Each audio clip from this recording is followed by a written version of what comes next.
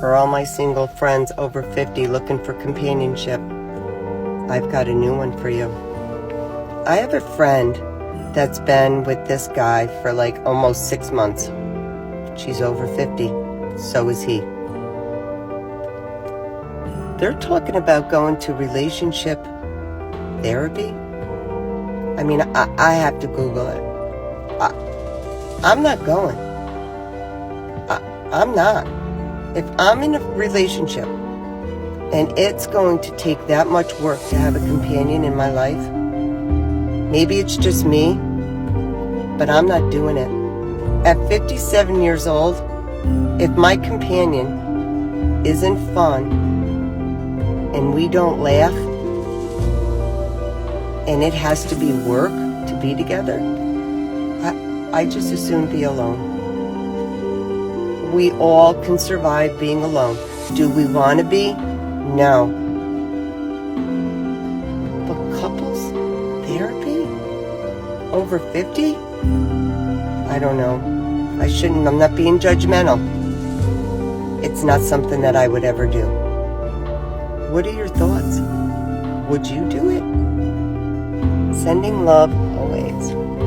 Oh, behave. Couples therapy over 50. Of course, that's something this queen would never do. Listen, fam, let me just say it. A lot of women, especially women who are grand older post-wall queens, multiple decades post-smashing, are not going to change their ways. I mean, they expect a man to come in and mold himself to her. She said it, if we're not laughing. In other words, if his jokes are not molded to your exact sense of humor, you don't want a relationship. And at 57, what do you have to offer him there, queen? Is he going to start a family with you? Is he getting a off-the-lot, brand new car smell, fresh taco every night? No, he's getting mileage, baggage, trauma. I mean, if anybody needs therapy, it would be a queen who is single with retirement just around the corner. I mean, I'm sorry there, sister, but I'm not saying he's perfect. I'm saying if you're still single at 57, obviously there's something wrong here. There's a cog missing in the machine there, sweetheart. I don't mean to sound like a mean gorilla here. I mean to sound like what you obviously have not had in 57 years. A reality check. I mean, have you looked in the mirror there, sweetheart? Chances are there are more years in the past than there are in the future. Chances are there's something wrong with that software package in your head. That last patch just didn't take. Something needs tweaking. Something needs adjusting. Maybe him, maybe her. That's what the therapy's for. Am I saying the therapy's for everybody? No. I am saying that some people need it. But don't worry about it, sweetheart. You'll be checking into a retirement home before you know it. And you'll get more than just therapy there. Before we move on, I want to bring to attention that 75% of my viewers are not subscribed to my channel. Come on, fam. You've seen my logo on other channels, and you're already here. Please hit that subscribe button and support the channel. It really helps out. Moving on. All of my Gen X single ladies, I just turned 53 and was in Europe. I've been single for years. I can't get arrested in the United States. I haven't had a date and I can't even tell you how long. It's just weird how we're obsessed with age, and at 53, it's like I'm invisible. Not in Europe. Whatever you do, if you are a single woman over the age of 50, get your butts to Europe. Go anywhere in Europe. I was in Copenhagen, I was in Paris, I was in Milan, Italy. Oh my God. I mean, I felt alive again. Men were gentlemen. They were looking, they were saying, they were flirting. Their flirt game is solid. I felt like I was in my 20s again. It was amazing. They just don't have an issue with age over there. They love older women. They respect older women. Older women are to them.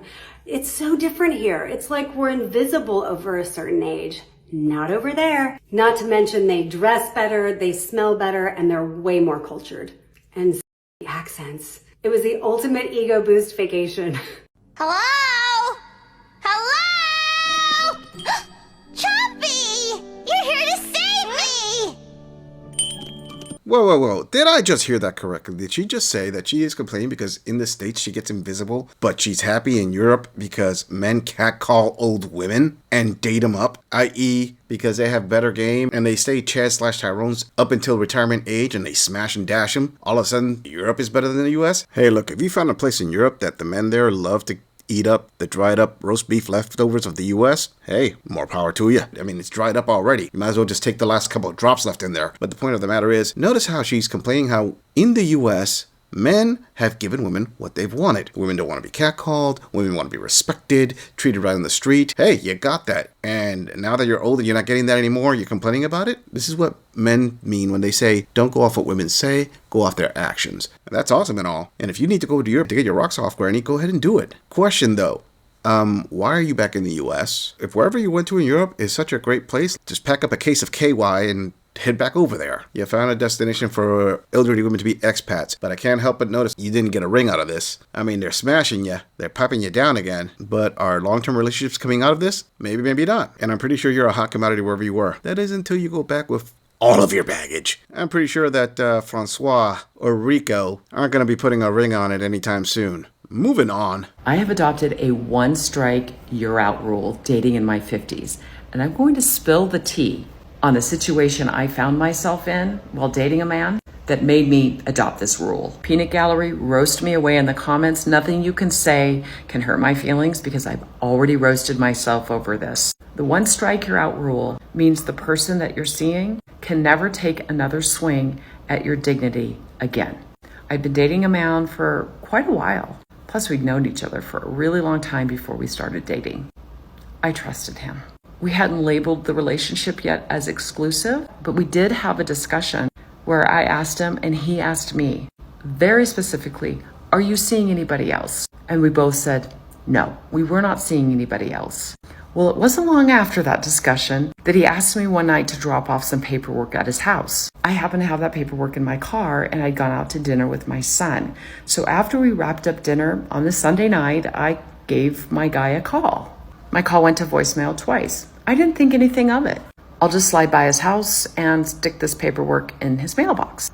As I pulled around the corner, under the glow of a fall moon, I could see two individuals embracing passionately on his driveway in a very involved kiss that told me that was not his sister. I was crushed. I left. I did not say anything. I did not make a scene. He didn't even know I was driving by. And I went home. And we spoke about it not long after. And here's what he told me. Well, she knows about you. And my response to him was, but you never told me about her. I allowed that man to take another swing at my dignity. He drew me back into the relationship. After something like that, it never improves. It only continues to go downhill. The one strike you're out rule for dating: don't allow somebody to steal your dignity twice. Surprise, surprise, surprise! Okay, fam, challenge accepted. Listen, Queen, let me just point this out very clearly. This is nothing new, nothing that men haven't heard of before. You were dating a Chad. Maybe in your age category, but he was still a Chad. Chads are gonna Chad. I mean, they'll smash multiple roast beef at the same time. Apparently the woman he was with knew about you. Well, she knew her place. The issue here is you don't know yours. Let me come at this another way. You were a player on a team. You were a part of a roster. You just didn't know that yet. Then you got hit with the reality of you were on the bench. And you said that he reeled you back into the relationship. I would venture to say that momentarily you accepted that you were part of a rotation. Nothing to be ashamed of, nothing to be roasted about. Simply put, it's what happens. His SMV, and for those of you who don't know, that's a schmexual market value, was high enough to have a roster. Now, a good thing that you clarified on your video there that your son wasn't with you. Even if he was with you, doesn't really matter. This was about you thinking that you got a high value man to be exclusive. Not gonna happen, sweetheart. Especially for a man who actually knows his worth. Okay, let me come at this from a different angle. Hopefully to clarify things for all the women out there who believe that this gorilla is just full of crap right now. If I were to say that Leonardo DiCaprio is dating multiple women under the age of 25, you would be revolted by it, discouraged by it, but it wouldn't surprise you. You would say, hey, yeah, we know that Leo's like that. Okay, well then take that same mentality and figure out that there are other men that are like Leo, have a lot of options, but they don't put that 25-year cap on the age of the women that they date. They will actually date older women than that. They don't have a problem with that as long as they pack up their roster with whatever they have. Well, that's exactly what happened here, sweetheart. And when you said the relationship was never the same again, well, actually, it was the same again. You were back to being on his roster. What wasn't the same again was your version of the relationship. You thinking that you were exclusive. Listen, honey, do yourself a favor and go date somebody who's on your level, i.e. Mr. Average. You'll get what you want from there. If you start going for that top tier D, you won't get your feelings smashed and you won't need to roast anything other than your own roast beef. Move it on! where are all my 50-something out here in the dating world? Story time. Me and guy number 2 talked on the phone. We texted throughout the day like 2 mature adults. Set up a tentative time to meet up tonight. I get to the little spot at a local little whiskey cigar bar, and I was like, hey, I'm here. Where are you? Crickets. So about 10 minutes later of me sitting in the car, he calls, and he was like, hey. I was like, hey, like, are you inside? Like, are you on your way? Because I'm here, waiting for you. And he was like, well, I'm at home. I haven't even taken a shower yet. I didn't know that we had planned on a specific time. Really? Really? Really? Yes, you did. Yes, you did. Because I read back through the text and it was a bit very specific. Anyway, so needless to say, I got stood up tonight. But that is okay, because my whole motto through this whole dating process is rejection is God's protection. Ho, ho! Fiction can be fun. Rejection is God's protection. That is a nice way to put it, Queen, and an absolutely great spin of saying that guy I'm attracted to stood me up for a better date, probably. I mean, let's not kid ourselves here. We already know you went out with a guy who had multiple options. He probably set up multiple dates, and he decided to go out with the better option of whatever he had out there. I would say go, King, but this is more of a, well, it's just another Friday night for Chad, to be honest with you. And ladies, the reason men don't feel sorry for any of you is because you always do the same things. You always go for the top 10% of guys, maybe the top 20% of guys. Ignore every man who's at your level, and then you think that you're justified in coming on a video sharing platform and putting your story out there, and the entire world is supposed to tell you, oh, you're beautiful, oh, you're wonderful, you will have the world, you will have the man that you want, the man of your dreams is going to come up to you. I'm sorry, ladies, it doesn't really work that way. The way it works is you reap what you sow. If you take a shot at a long shot, you have got to accept that that long shot isn't going to pay off. And I'm not saying this to be cruel, I'm saying this to be 100% truthful, 100% honest. This is just reality coming to give you a reality check. And this is why